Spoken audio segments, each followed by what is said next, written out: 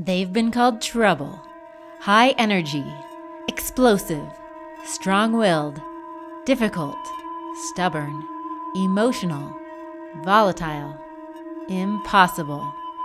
They're the spicy ones. If you have a spicy child, you know what we're talking about. And maybe you're a spicy one yourself. It's not easy, but most of those kids are going to be just world changers and leaders, and that's why they buck parenting, because they feel like I already got this, and they're going to fail hard but stand back up and do amazing things. And I wish we all could just get a glimpse of the future brilliance of our children. This is the How She Moms podcast with Whitney Archibald. I'm a mother of 5 on a mission to help moms connect with your kids, manage your homes, and create your own unique version of motherhood. I curate ideas from different moms so you can pick and choose what works for you and your family. I adore my own spicy children, but let me tell you, it's been one wild ride. At times, I've been utterly baffled about what to do, how to respond, even how to keep my other kids and myself safe. Raising kids who have trouble self-regulating and controlling their emotions and behavior can be isolating, especially when everyone around you seems to be raising model citizens. And there's a good reason for this isolation. It's the reason I don't talk about some of my hardest parenting issues on this podcast. We don't want to throw these kids under the bus or define them by their often impulsive behavior. We want to respect their privacy, and we should respect their privacy. But, on the other hand, it is so reassuring when you know that you're not the only one. That is why I was so thrilled when I recently discovered Mary Van Geffen on Instagram at Mary Van Geffen, who describes her approach as a parenting coach this way. I like to say a parenting coach for spicy ones, because sometimes they're both spicy, and every once in a while I find out the mom's spicy. It's not the kids. In Mary's case, it's a little of both. She has a spicy daughter, but she's packing some heat herself, which shows that not only is there hope, but cause to celebrate. Because Mary was spicy as a kid, and she is now one delightful adult. With such a history, she's the perfect person to talk to us today about how to reframe the way we think about spiciness, to help us know we're not alone, and to give us some practical tips about helping our spicy ones navigate their unique and flavorful personalities.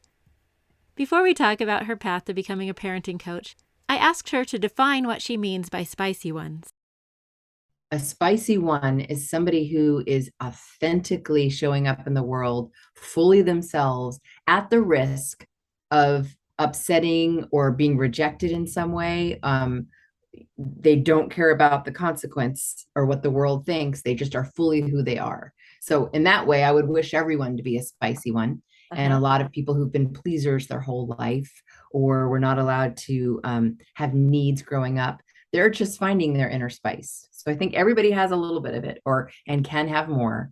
But in terms of children, in the context of parenting, it's really about temperament, and it's a child who is highly persistent, and they just don't give up when you set a limit, and they don't easily let go of big feelings, whether that's great joy or great distraughtness. Is distraughtness a word? They're intense, and so they bring this edge and this drama to things that maybe other people would be sort of more even keeled about. And they are highly sensitive, so they pick up on a lot of sensory and external cues, but also, like, if there's any shame at all kind of coming their way, they're really hypersensitive to that. And it's what people used to call strong-willed, but that always felt like, are we breaking the will like a horse? It just didn't feel right. Yeah, it has too much of the desired end in the actual title, even, like, I don't know. Yes. Yeah. Yeah, like we're writing the story for them of Yeah. what success looks like. And I don't think we can do that. A spicy one usually is going to express themselves in big and dramatic ways, and they're not afraid to take up space. And they're usually moving all the times. They often hurt people unintentionally because they're a little bit oblivious, but they also feel things really intensely, so they get hurt easily. They're louder than appropriate. They have a total zest for life. And they use their words very powerfully and delightfully. Like, they can really cut you down to size or make you feel just swell with pride. They are powerful negotiators, and they will keep negotiating up until the point where they lose hope and they melt down. You have a big old smile. Does that sound like yours? Yes, yes, you are describing one in particular very well.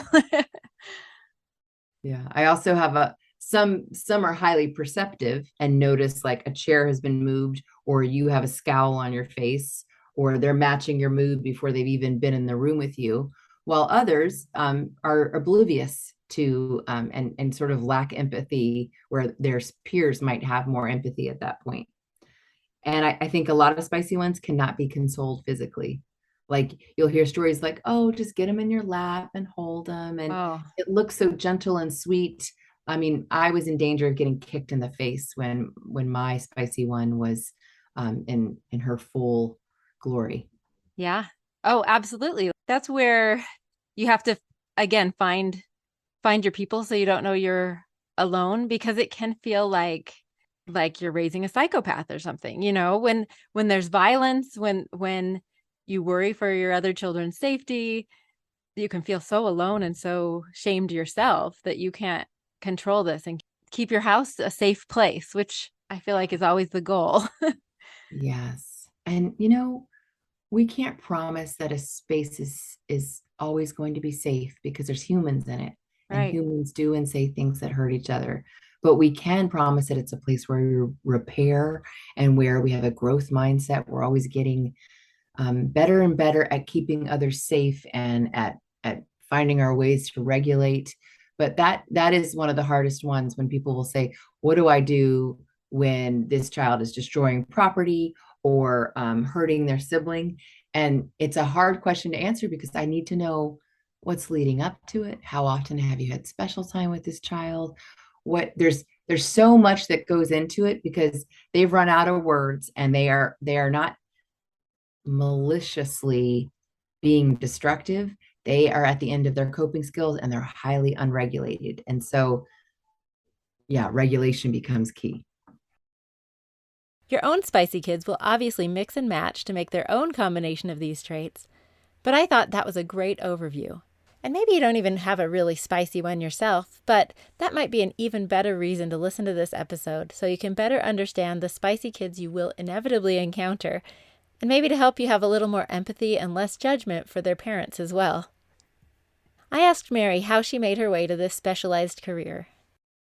I started out, I mean, out of college, I was an accountant, which makes no sense and shows a lack of self understanding because I am, an Enneagram 4 kind of goofball. Um, Coloring in the lines is not really my thing, and that's what accounting is. So that's a whole nother life. But basically, I got into parent coaching because I didn't find parenting to be very common sense. Like it wasn't like, oh, just check with your intuition, you'll know what to do. I was finding it, I was just struggling. I had like a 4 and a 2-year old, and I just felt really underwater with it all. And like, what's wrong with me that I don't understand this? And then I realized there was nobody out there that could really help because you could pay like a ton of money to have somebody come observe your kid at preschool. Because I wasn't clear. It was cloudy. Is it me or is it my kid that's the problem? And there wasn't really a way to get at that. There weren't parent coaches when I was coming up. And so I sort of went on a journey that included a lot of therapy and then became a simplicity parenting certified counselor, which was about like leading groups of people to kind of figure out how to figure out their parenting approach and simplify things that were getting in the way. But then I started taking coaching classes to be a life coach, and the combination of the two of them was pretty cool. Like I fell in love with coaching because as someone with ADHD, I don't always have it's not easy for me to focus on things I don't find interesting. And I find people's stories and their pain and their longings to be so fascinating. And I love the day when I was in training for this that someone said, if you find their story boring, they're finding it boring. So it means that the person has gone into sort of that autopilot where they're just telling you the story that's they've always told, and there's no transformation that happens there. So I loved that permission to be like, hold on, what's underneath this? Or, what here is most important that you want to tell me? So I get to interrupt people. I get to name the elephant in the room because I like to coach to get fired. It's okay if this is too truthful to you, because I'm always gonna coat it in compassion, and I'm always going to make room for what I think might be the truth actually might not be. And the mom is the one who knows that child the best. And really it's kind of moving the things that are blocking her from knowing what she really wants and how she wants to show up, because there's so much noise out there about what a good parent does and so much worry about what other people are thinking. And then there was also this part like where I was getting really bad guidance from the churches I was at. Mm. Being I was formerly evangelical, now I would call myself a reconstructing Christian. Mm-hmm. And there was so much about like, you must get them to obey. Like it reminds me of that old, it's like a Star Trek movie, like resistance is futile, Right. the Borg, or whoever they are. And that just didn't sit right with me. And this idea that children are born sinful and you've got to teach them to respect your authority and you're a stand-in for God, all of that just felt hollow and kind of patriarchal. And then the last 3 years the whole world has exploded, and I'm not alone, but for a while I was kind of alone in that feeling. Yeah. So you mentioned simplicity parenting. There are so many labels for styles of parenting. There's positive parenting, simplicity parenting, gentle parenting, um, mindful parenting, so many different styles. Are they Conscious parenting. yes, in your mind, are those actually different? Are they all coming at kind of the same general idea? How would you define some of these different philosophies?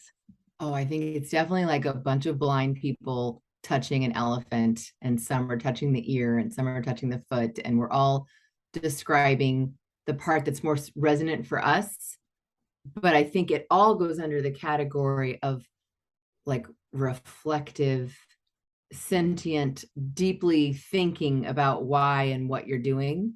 And I Uh-huh. think they're all kind of values based. Like what matters most to you? One person might say, oh, that I be gentle and kind. And another might say that I stay positive and respectful. And so I think it's just different wording for kind of the same general idea that we're not just going to do what was done to us. We're going to really examine our motives. That's good to know because I've been confused by that. There's so many books, there's so much information, and there's so much self-doubt in a lot of the mothers that I talk to.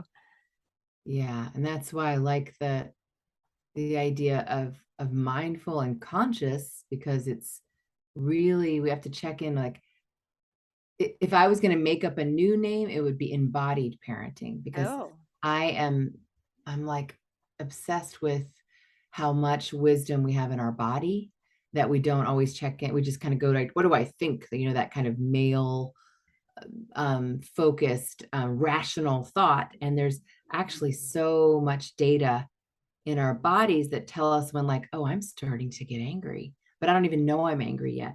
But my stomach is clenched and my fists happen to be closed. And um, I think there's a lot there to also check in with, how does an idea that some parenting expert is telling me, how does that resonate in my body?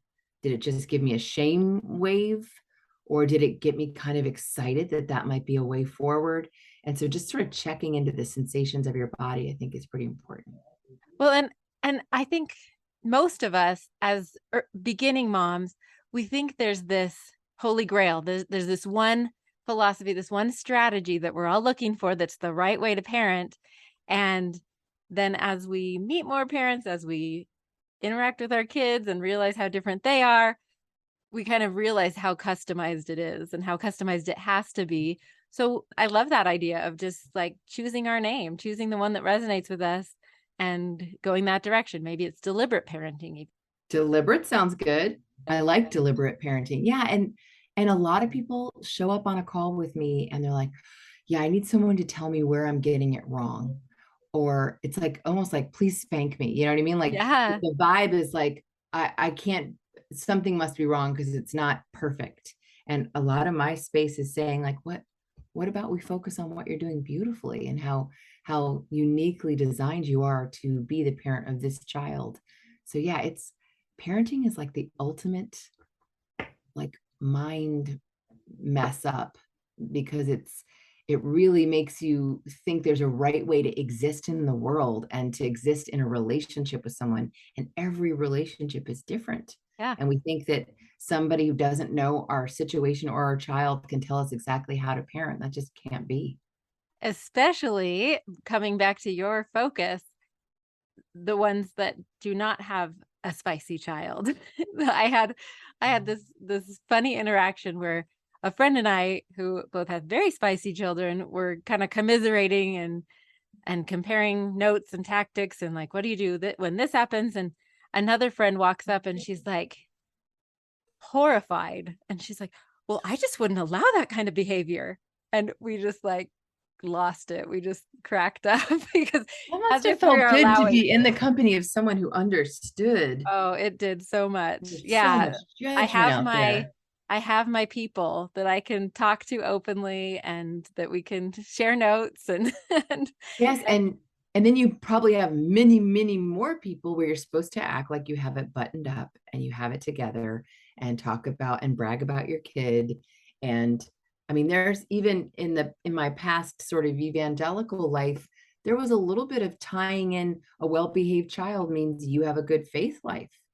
I yeah. mean, it really like, which could be religious trauma on some level, that Yeah. if you let people know that your kid is actually not very easily controlled and you're not able to get them to obey, it might appear like you're doing something wrong with the way you are connecting with God. And it's so hurtful on so many levels when that happens because first of all, you when you are parenting a child like this, you also see all the beauty and you see all the excitement and curiosity and creativity, and you love this child. So when other people are judging you and your children based on some of these outward behaviors, it can be really crushing. Yeah, it can be. Oh, I go ahead. wish we had a time capsule because most of those kids are going to be just world changers and leaders, and that's why they buck parenting, because they feel like I already got this, and they're going to fail hard but stand back up and do amazing things. And I wish we all could just get a glimpse of the future brilliance of our children. Yeah. Yeah, it's true. Oh, I love it. So now for some practical tips. We started this section of our conversation by talking about how to respond to volatile behavior from these spicy ones. Yeah, it's a lot like if a tea kettle started whistling and all the steam came out of it, like standing over it going, "Where's the steam? Why would you give this steam?" It's like looking at underneath it, there's a fire going. There's some, heat happening. Let's turn the fire off. Let's cool it down, and the steam will take care of itself. So really getting letting a lot of that behavior go, knowing that you are modeling kindness and restraint and calmness and regulation, and that's the long-term strategy here, that Yeah. they are experiencing your nervous system, because sometimes we can get locked into like, is this kid always going to be like this? And we've got to really remember that we're watching like the slow unfurling of a human identity, and it's going to take a while to get to that maturity. Yeah, it feels like it's more like detective work than being a drill sergeant or a scientist who's experimenting, changing variables, and just like curious and trying to figure it out. Yeah, but let's admit that it's exhausting to be a scientist. Yeah. It's exhausting to continue to feel curious about a situation that you are grieving. And so, yes, and it is not easy. Well, and you don't often have time. If especially in the case when one child is hurting another, you you have to be sort of explosive yourself in some situations to just stop the danger, to get out of danger, you know? You certainly have to move fast, Yeah. yeah, and Yeah. get in there and be physical. Right. You're right. Yeah, there's no necessity to be explosive. I should rephrase Yeah, that. but so often our nervous system is saying this is an emergency. We've Uh-huh. got to do something now. And very rarely do you have to do something now.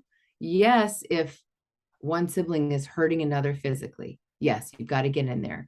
But I would get in there with whoa, whoa, whoa, I see one person punching another. Oh my goodness, almost trying to break through the trance and get their nervous systems attuning to me. And then I'm coming in with my body. And I think the calmer we can stay, which is the only reason I sort of corrected the explosive Yeah, part, no, I'm glad you did.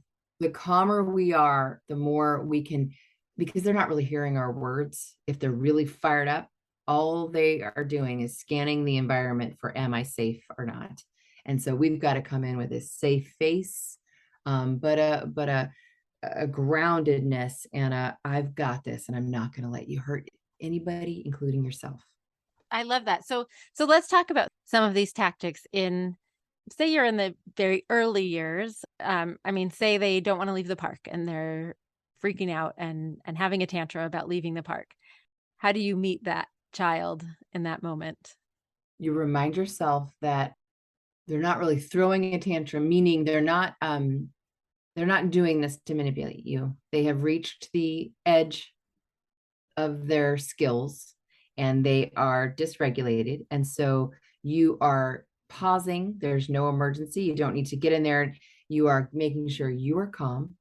You're doing some deep exhaling, getting your instrument, your body grounded, and then you're following through with the limit. And when they're small and little, you get to do that with your body, thankfully. You can give some choices. Oh, you don't want to leave. There's empathy. You don't want to leave. I'm sorry. Do you want to walk or do you want mommy to carry you? And if they're freaking out and they can't they can't communicate right now, then you just gently pick them up and you keep talking to yourself so that you don't start, which is what I used to do, is my teeth started to grit. And Yeah. it was like I brought that hell no energy. And that just makes everything worse. It is normal and appropriate developmentally for a child to be having many meltdowns a day. You just need to stay calm and grounded and not make them wrong, but you can still hold the boundary. Your job is to set the limit. Their job is to maybe grieve that limit, but it's still going to be a limit. Okay, so then what about those children who are being defiant and you set the boundary and they just say, nope, no, I'm not going to do that. What do you do in that kind of a situation? I mean, totally depends on the age, but often there there's something they're needing. So if you were a client, I would say, give me an example. Right. Is there we correct through connection. And so finding, maybe you came in and said, time to clean up all the Legos, we've got to leave. And you didn't connect yet with that child. So that's kind of on you, because we all have a counter will within us as humans that stops us from getting in strangers' cars to see kittens. And so when you come in and say, do this, and you haven't connected or attached, then you can expect, no, I'm not going to do that from anybody who's spicy or has a real strength of character, right? So in that case, you might come in and say, oh, wow, 3 Legos on top of each other. Huh. And you're looking at the Legos, you're looking at them, they turn to look at you. You've got some eye contact, some physical closeness. There's a slight smile on both your faces. Now you have attached. Now you can say, it is time for us to leave. Are you going to bring these with you? Or are we leaving them here?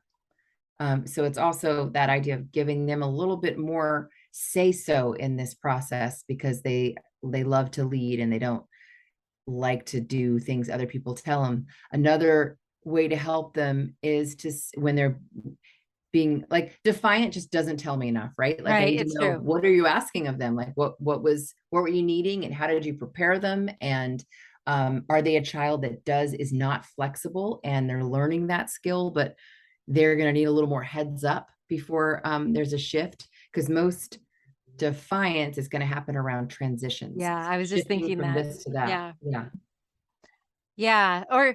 Or just, I think you mentioned this before. There are just some children who, a lot of them are kind of more physical learners. I have one who just has to test every boundary and learn the reasons why in a physical, personal way, no matter how many times you tell them what is probably going to happen or, what the risks are, they have to experience that risk to some degree before they're actually even going to believe you.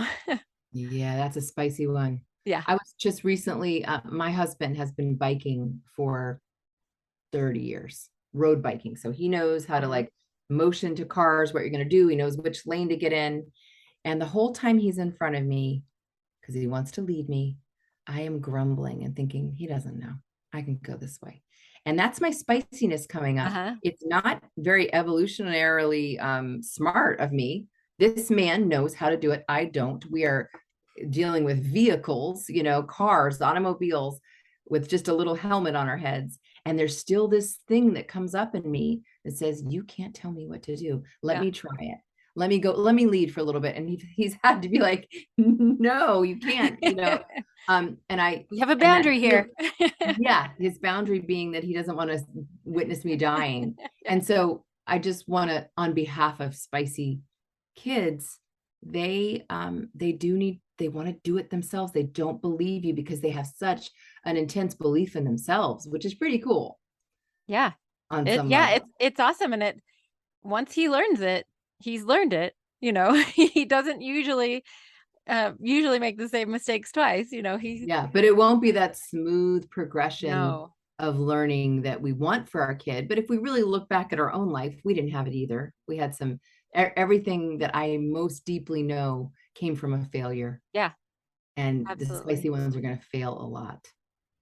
Yeah. And then they're gonna succeed a lot too. And it's gonna Mhm. be wild and beautiful. Yeah. And the more we can sort of detach our sense of self from how they succeed or don't, the more important, like we need to approve of ourselves and feel good about who we are, regardless of the kind of people they become or what they're able to accomplish. We really have to separate that out to be healthy. And isn't it interesting how many times we have to learn that? Because I mean, changes with the stages, but it also, I just feel like it's so ingrained, that idea of that that there is such a thing as successful parenting, which Mm. I don't believe that there is a successful parenting, and unless it's like keeping them alive or keeping a good relationship. But even there have been children that died and their parents were Yeah. not unsuccessful Right. parents. Yes. I think it's, if we're going to measure, but how do I know if I'm doing a good job? And I get it because I came from corporate America. After I was an accountant, I was then a marketing director at a couple beauty companies. And Okay. like you got feedback, you knew once a month, but based on your numbers and your performance reviews, how you were doing.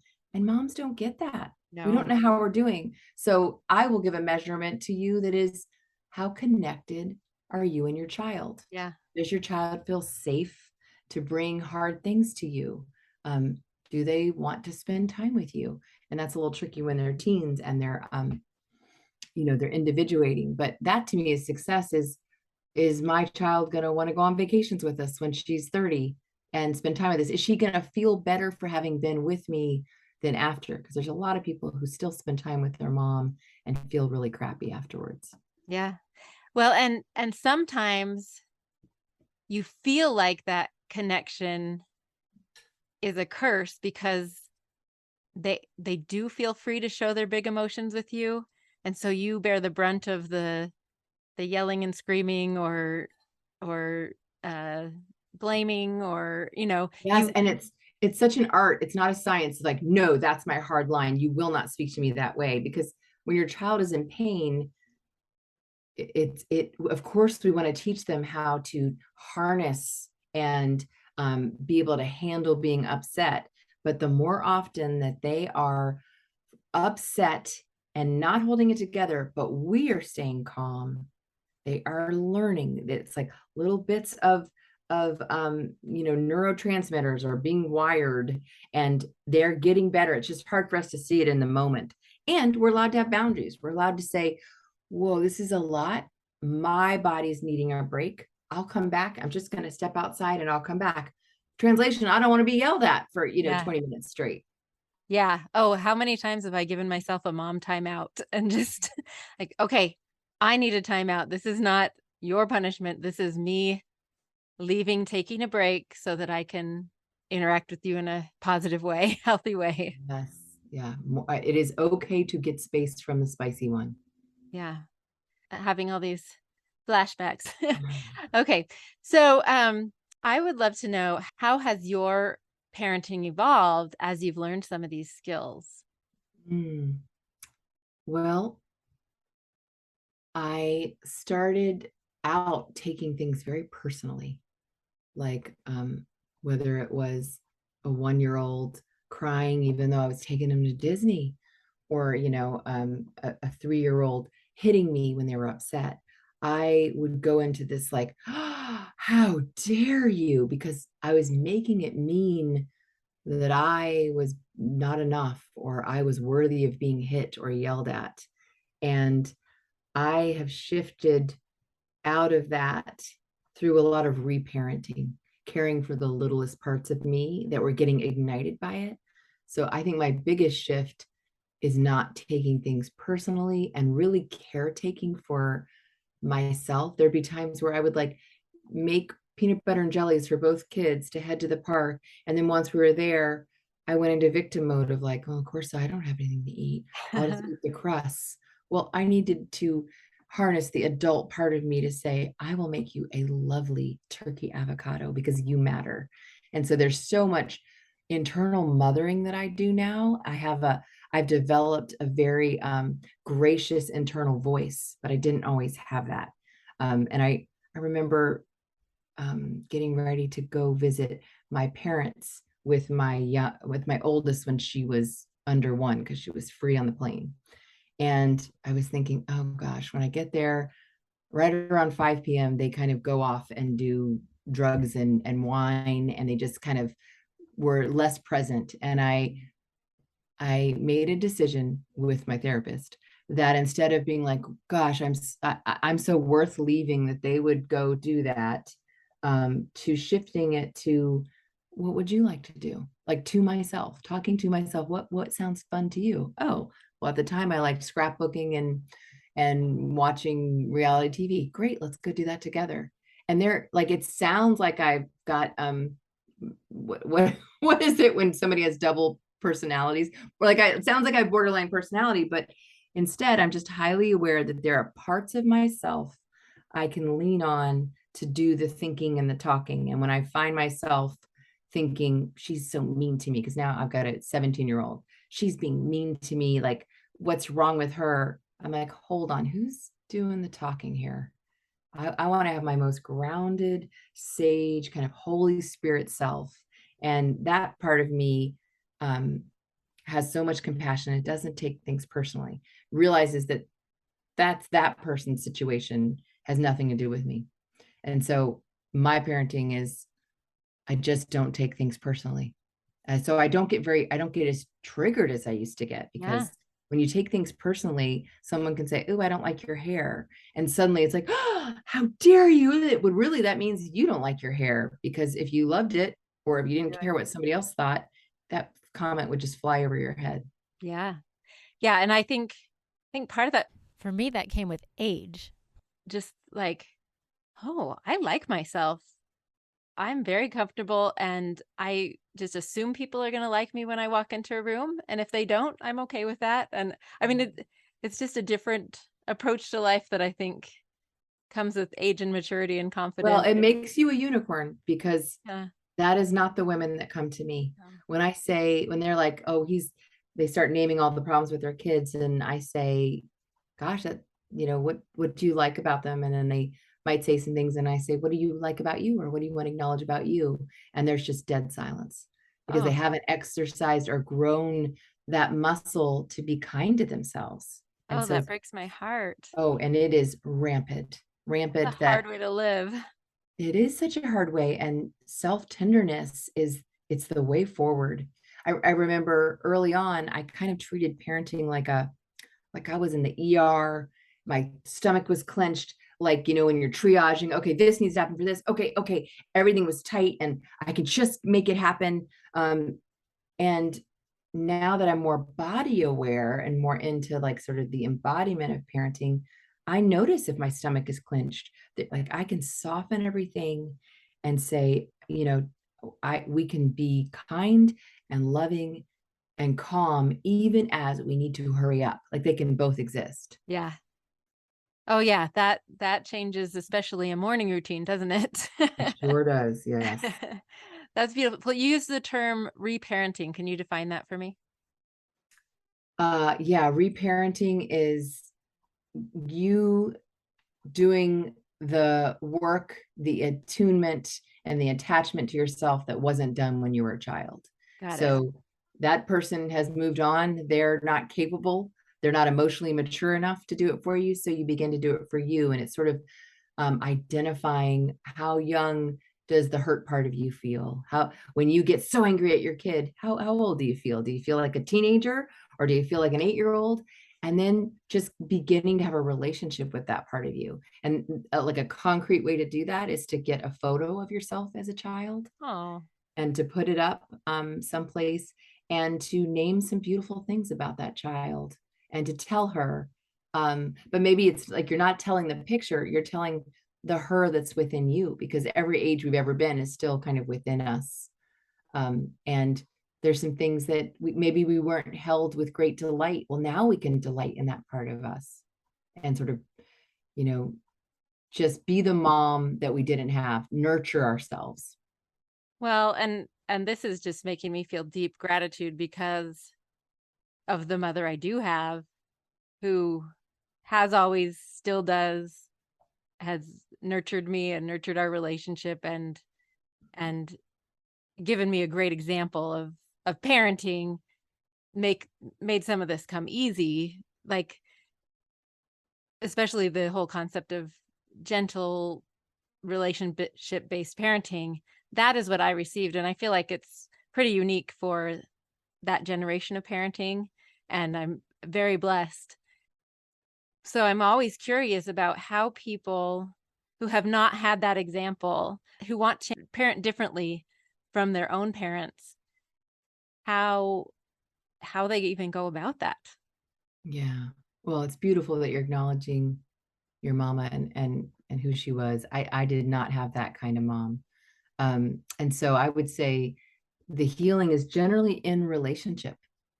So it's I am still being healed by the company of tender women, Mm. safe women who don't compete and who can hold me when I'm sad, because I'm mostly not sad. I'm a I got class clown in high school. I love to make people laugh, but there are parts of me that feel tender and sad, and to be with friends who have space for it and who ask a follow-up question, because our story that we hold can get kind of brittle and calcified, and so we have to tell our story to people, and then we can see in their eyes or their words, we it actually changes the way we see our own story. So it's being in the company of tender women, it's telling your story to safe people and having them echo back like, wow, that sounds really hard. Oh no, it was fine. No, I don't think it was fine, right? Like having somebody react to your past in a way that validates how that might have been tough for you is important. I'm definitely a big believer in therapy. I am not a therapist, I'm a coach, but just coming alongside someone who will hold a safe space for you to to figure out how you want to be with yourself. I love that idea of mothering each other, like mothering each other in a community and in whatever village you build. As you can see, I could have talked to Mary all day, but we did eventually have to end our conversation, and before we did, I asked her if she had any final words she wanted to say to moms who are struggling with their own spicy ones. And she gave us such beautiful words that I'm going to have her take us out of this episode with no more commentary from me. But before I do, I wanted to tell you about some of the other resources Mary offers in addition to her fabulous Instagram account. She also does private coaching and offers several courses at maryvangeffen.com. You can also subscribe to her newsletter there, which I love. Mary is also offering a free resource to listeners called Finding Your Calm. I'll include a link in the show notes and on the page for this episode at howshemoms.com. Here's Mary again. I think if I had one last thing to say, I think if you're trying to figure out what your job is, like what skills are you trying to teach, what kind of person do you want to make this child turn into, I think let all that go and know that your number one job is to delight in your child. That there's very few people on this planet whose eyes will light up and who matter to your child that their eyes light up. And that's you. And so doing what you need to do to like your child and to have an enthusiasm and an unconditional positive regard for that child would be what I'm charging you with is most important, is delight in your child. Thank you so much for listening to the How She Moms podcast and for being part of this community. There are so many other ways for you to connect and hopefully also contribute. I share tips and ideas regularly on Instagram and Facebook at How She Moms. You can find past episodes and other resources at howshemoms.com. And you can always just email me directly at whitney@howshemoms.com. Special thanks to my own wonderful mom, Susan Singley, for recording my theme music. She played this song all the time when I was growing up, and to me, it's the soundtrack of motherhood.